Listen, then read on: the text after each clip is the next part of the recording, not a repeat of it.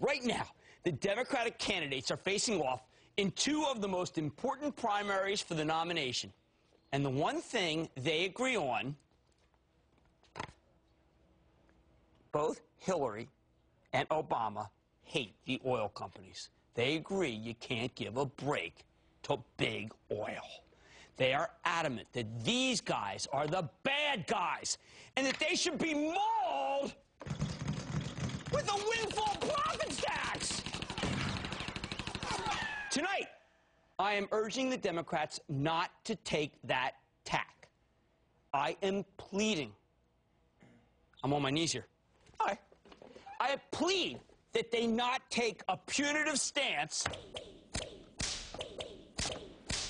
at least toward the companies that are drilling for natural gas. Why? Sure, renewable fuel. I love renewable fuels. Hey, solar. Oh, hopefully sugar and not corn-based ethanol, because we are tired of our food for oil plan that's crucifying mankind on a cross of ethanol and making chicken and beef too expensive for you. I know those are the fuels of the future, but they're the fuels of the far future. In the interim, there's coal, there's oil, there's nuclear, and there's nat gas. Let's go through these, Hillary and Obama. Coal, clean coal, oxymoron. Nukes, not in my backyard. Oil, running out. Natural gas, bingo! That was easy. It's clean. It's plentiful. That's right. There are still many finds to be had. Witness the Marcellus Shale in Pennsylvania, which could be an enormous source of natural gas and jobs. And it's just now being developed. Now, the politicians, I have a feeling when Obama and Hillary hear Marcellus, they think, a veal dish. Funny car veal. It's the secret to energy self-sufficiency, for heaven's sake. And they want to tax the veal dish. It's nuts. Today we heard from one of my faves in this industry. I am in heaven with this industry. I'm so happy. I'm going to play a little whack-a-mole. Whack-a-mole. Clinton, Obama, Clinton. Cramer. Right. Today we heard from Anna Darko, one of our absolute favorites. The one with that guy Jim Hackett at the helm. Remember, I did that at the Plaza. Hey, 2 thumbs up Plaza. You can't even go there yet. Maybe you can now. Anyway, we brought him back on March 25th. Yeah, we brought Jim onto the show. He's a handsome and powerful man, to quote Gene Simmons. The stock was at $63, and we said this one was a must-buy because it is the year of natural gas. Now the stock is up $11.51. Told ya! We're 18% after reporting a monster quarter after the belly. I mean, they're drilling everywhere! I think this $74 stock can go to 118 months, extending the year of natural gas right into 2009. Anadarko, unlike Exxon, wake me up, which is a big bank that's just buying back $8 billion in stock, Anadarko is a believer and has been a believer in higher prices. I'm a believer. Hey, Neil Diamond, another network. I'm on the other. All right. It's bidding on land. It is buying leases. It is a combination of the nut job featured in There Will Be Blood and the Ewings in Dallas for the older and therefore less valuable demographic.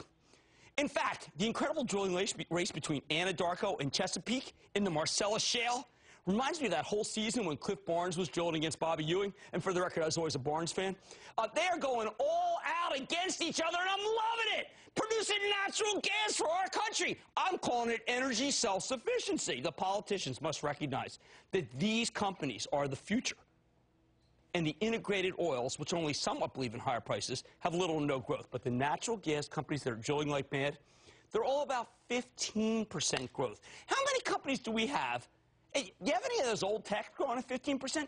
These are at 15% for as far as the eye can see. They have visibility, maybe even more, because they predicted higher prices, and they're operating on that correct assumption. These are wildcatters. And I'm going to list the wildcatters so you know what to buy anytime they're down. And they tend to go down midday when I'm not on. I mean, look, I would like to have the whole Cramer network. I admit it. I'm enough of an egomaniac to think I'd like to start at 6 and end at 7, block out everybody else. But that's not the plan, because I am a team player. Anyway, here they are. Devon, Apache, which was stupidly down the other day off of a great quarter, Anadarko, Southwestern, Chesapeake, and XTO, whose CEO, Mr. Simpson, stood right here, along with some of these other clowns. I mean, no, hey, just kidding. All right, anyway, these are all Cramer faves. Oh, he might have been over here. Oh, Jeff Zucker, most important man in the world. I didn't mean to do, I thought Iron Man was a Universal movie. I never would have done it, Jeff. I'm sorry. I was way out of line. Anyway, we have had CEOs of all but Southwestern on the show. We got to remedy that pronto. After the Big Six, there's the emerging player, El Paso, which I like so much I bought the company, or at least shares in it for my charitable trust, actionalertsplus.com. El Paso just had a great find today off the coast of Brazil. These guys are drilling. How about the old-timers? And Canna, still flush. Yeah, you pronounce it like you have a Philadelphia accent. And Conoco, which they all laughed at, a la Carey when it bought Burlington, then the largest natural gas player. Who's laughing now? Didn't you love the fact that Travolta did his best work in that, drenching her in blood? How about Ultra Petroleum, UPL, after the bell with a monster good beat? And don't forget Neighbors and Halliburton as domestic drilling land plays for nat gas. Anadarko said today that rates are going up. That may be big for this kind of drilling, especially in that veal dish, the Marcellus Shale. Now, let me give you the big wrap-up. We've been using $125 as the price target for oil for the last 2 years in the show, right? When it was like 60 and 80 and 90, we've been using 125. And sweet 16 for natural gas. Until today, we had the highest targets for oil on the street. Then Golden Slacks, which have been using $100, said today that $200 is possible for oil. He leapfrogged me. He pantsed me. I'm willing to say oil goes to $150, but right now oil is less important. My best players are in natural gas. I have been hounding you on this, okay? I hounded some woman today when I was having a cup of coffee. I said, natural gas. I don't care. She wanted to make nice about Iron Man. Natural gas. My credibility here is awesome, by the way. As I predicted just last Friday that Anadarko would have a blowout quarter yesterday, and that's just the most recent example. Hey, I also did that for Precision Passports. All right, the bottom line. I own natural gas for my charitable trust, and I am still buying these stocks. The group has much further to go. We are talking about a giugic, fantastic move here, and you have not missed that move yet. Now I want to be as fired up as this guest I'm about to have. And my guest is Melissa from Iowa. Melissa! Booyah, Mr. Cramer from the great state of Iowa. And oh, thanks for man. getting me in the game. I love it. You guys have single-handedly ruined our food costs. Good to have you. Good to have you. I'm wondering if you're up for a little mini version of Am I Diversified? Done your way. All right. I am a big fan of Chesapeake Energy. Oh, love it. And I am doing my homework on Neighbors Industries. Fantastico.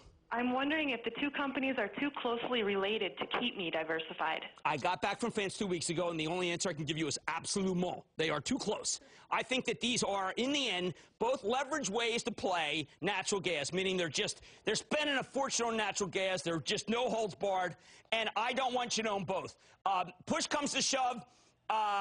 This is tough because Eisenberg at Neighbors is brilliant, and Aubrey McLennan is always welcome. And by the way, is a very, very good explainer of the natural gas situation, as he was a couple years ago when he explained that it was ridiculously cheap. You know what? It's 6 or half dozen. If you like drilling, it's going to be Neighbors. If you like nat gas, it's going to be Chesapeake. It's your call. I would probably, at this price, favor Chesapeake. May I go to Ryan in, natural gas, the heartland, Oklahoma. Ryan. Hey, Jim, I got a booyah to you from the University of Tulsa. Oh, when they say that college kids don't watch TV, you got to give them something they like, for heaven's sake. What's up? That's right, that's right. All right, Jim, with the declining dollar and record-breaking prices in crude and natural gas, Petro-Canada is estimated to grow at 25% this quarter and over 50% next quarter. Tell me, Jim, is PCZ the way to play Canadian natural gas? Oh, amen. You're preaching to the choir, my friend.